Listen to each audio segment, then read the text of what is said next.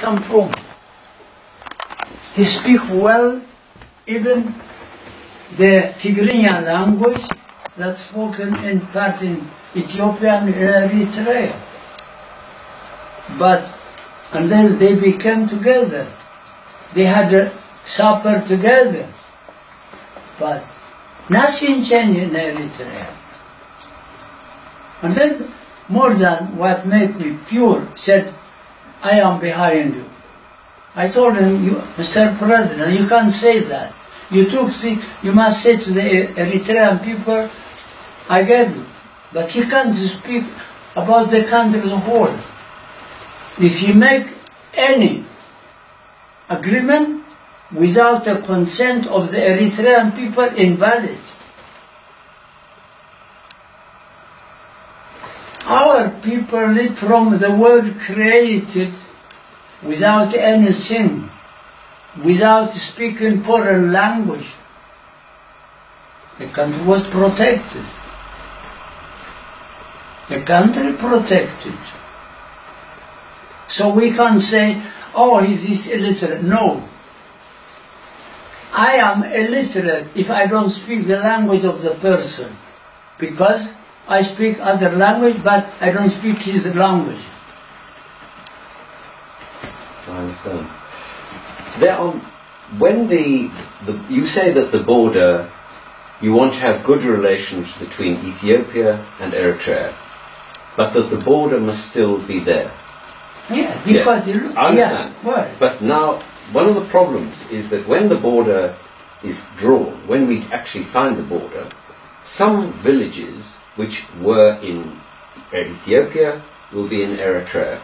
Some villages which were in Eritrea will be in Ethiopia. Do you think this will cause a problem? Look, you have a neighbor here and there. Both of you have a wall. This inside the wall is yours. Outside the wall is the other one.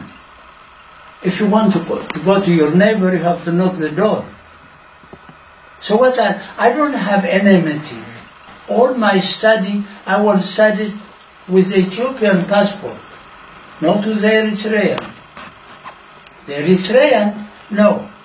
But you see, I was praying for Ethiopia, but must have a door between Canada and the United States. In the old days, they used just simply with ID card, now with passport. But this belongs to Canada. Another thing I will tell you. The Canadian weatherman said cold weather is coming from the United States.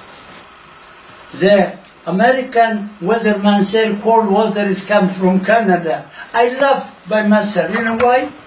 The Canadian means from Alaska. The American means that is from the neighbor of Washington, Seattle, and another thing. They have everything. And then on the sea, they call international water, we have 12 miles hours. But the others belong to international. But the international people, if they want to come to our territory, they have to ask our permission. So a border must have. I understand this, but for example, let's say that you're living in a village. All your life, your father, before that, you always report to Asmara. Your police line, everything, your administration comes from Asmara, right? Now you are suddenly going to be in Ethiopia. It's possible. Maybe one village will be transferred to the other country. Do you not think that people will say, my father, my grandfather, his father, they all looked to Asmara. Now I am in Ethiopia, I will be in a new country. Will this not be difficult? But in the old day, no one prevented us to come to Asmara. Back during the British administration, during the Italian administration, ask some of those who were administrators Eritrea. But now we see the one he can't move easily from the governor to governor. I'm glad that 10 years we were under the British, the country, but not me. because I left Eritrea in 1950 on this month's area. So we have, if some colonialists do that, we can just blink our eye. But those people, they are Eritrean. We were expecting to live good life, but no. So the British government has a power, whether at human rights or Red Cross or the finger of Great Britain. It has a value for us. One finger, not in London. United Nations. What they call it, not to interfere to international affairs. No. The people in Eritrea are tired. They can't speak. I understand. They came for 27 years without, 28 years, without university, academy. They will tell that they have for a military training, but that is not enough. Ethiopia has 50 universities, 15. Eritrea, we had one, it's gone. May I ask you, what is your understanding? How do you feel about the Eritreans who are outside of Eritrea? What is the condition of, and how are your people in the rest of the world now? I'm very sad. But how are they? Are they having? I will tell you, I'm very sad. When they are those who are out come together, they can be power. But the government interferes. They send through the secretary embassy. Oh, we are going to confiscate what you have there. This is not bread, they can eat it. Let them confiscate. When we go back, we'll return it. What I read the other, more than 700,000. One day I was reading, in different countries. They are not come together. Why not? I'm not crying for me. May God bless America, they make me American to vote. Unfortunately, this day, midterm I can't. But the people, they don't look it. In our culture, we said, the dog look the meat under his butt, not the stick over his head.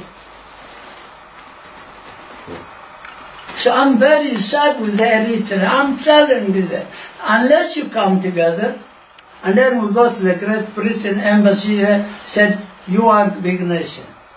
You are responsible for us. American, when they came in 1941, they just had marine, that it is. But the British, they stay there. They know us. The Italian, they rule us about 50 years. They have moral obligation. Well, I know what they did last time when Eritrea refused to accept the corpse of those who died. The Italian parliament, they gave them citizenship. That I appreciate, I couldn't forget that. So the whole world, the Security Council, and they must make some for a dictatorship, not everything is internal affair. You want them to take some initiative. You want them to do something. Well, human beings, they are suffering. The security finger, remember finger, 5 fingers, it has a value. All for us. I have been following BBC from 1956, especially at that time, the Arabic transmission. Now I can't follow because it's more direct to the focus to the Middle East. So I'm appealing to you to say to those who can hear you, one day, United Nations, they will make some, and the African Union, they can make one day's article. If someone is so dictator, they must move him. The African, those who were leaders during the 1500, thousand, their grandchildren, they came here as refugees. They went to stay to any country. There's now a war in Yemen with the and there are some Saudi Arabia. Yes, but there are some Saudi planes which land in Eritrea, and the United Arab Emirates, they have a base in Eritrea. What do you think about that? First of all, I'm very sad. My heart is broken for the world. Two nations together, they are our neighbor. If something happened to Yemen or Saudi Arabia, they have to come to us. I'm very sad. That it is, I can't talk to that. I want us to appeal to the Arab nation, League, to say stop. Yes, it is true. Doctrinal, they are different. The Yemenite is Shiite Zayidi. The Saudi, they are Sunni. But all of them, they have one Qibla.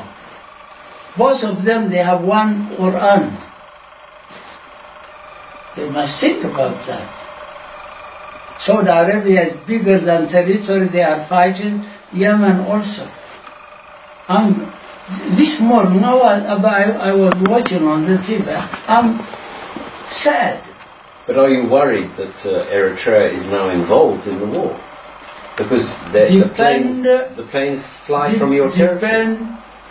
The president. Both of us, our neighbor. Both of us, our neighbor. So I can prefer one or the other. Both of us, you see, when I look both of them with two eyes. Yemen on the right side, Saudi Arabia on the left. But I'm very sad. The Arab League, they didn't say, I didn't, probably they said something, but I didn't hear that. In April next year, so in about 4 months, 4 or 5 months, we will have a conference here in London. And we will certainly want to have people from your church, from the mosque, from other churches to come to that. And we will, with your permission, we will extend invitations to you to come, either yourself or your colleagues, to come to that. And the idea is to try to bring people together from different points of view and from different faiths, to try and discuss what can happen for the future of your country. It's not my conference, but it's being held here. It will happen in London on the 24th and 25th of April. Bear in mind, within 4 months, God will make something solution from him. I hope so. But if he doesn't... But both of them, they are British subjects. But don't forget, within 4 months, God will make it. God can make a change within 24 hours. But bear in mind that God will make that change. But where is that? I don't know. But He will make some change. I'm sure you're right. But if we have a conference like that, would you be happy that we bring people together? The conference I told you about, I don't go with word if. I said realistic. God will make something within 4 months. What it is, I don't know, but you bear in mind. But the conference, whether it happens or not, will come to attend. Because after the solution happened, we need also to take care for the wounded, for some. But God will do that. God can make a change within 24 hours. It's true. I mean, he passes the sea That's for, what we for pray. Moses. When we pray, the Lord pray, God will do that. Is there anything else you would particularly like to say? Well, to say she's a brother and says in Libya. In Libya, people are suffering, whether Eritrean or non-Eritrean. My concern is for every human being. When I pray, in front of the bread, I said, God, thank you for your giving for us. I ask you for forgive for those who are in our brother of our brother inhuman. Give them those who are suffering. You big nation, you have responsibility. If I want to be dictated, or go slow. If I'm a weak, you said me, no, don't worry, we are pushing, we are helping you. The big nation, we are expecting from you blanket we need, medicine we need, bread we need. I went to other countries some years ago. He started to insult one nation. I don't want to tell the country. I told him, did you finish? Yes. Then, if it happened, earthquake, hunger, who send bread, blanket, medicine? He said, America. Why your country? Why your country? Even it happened in your country, Americans send. But America, like an elephant, they don't care what the auntie saying.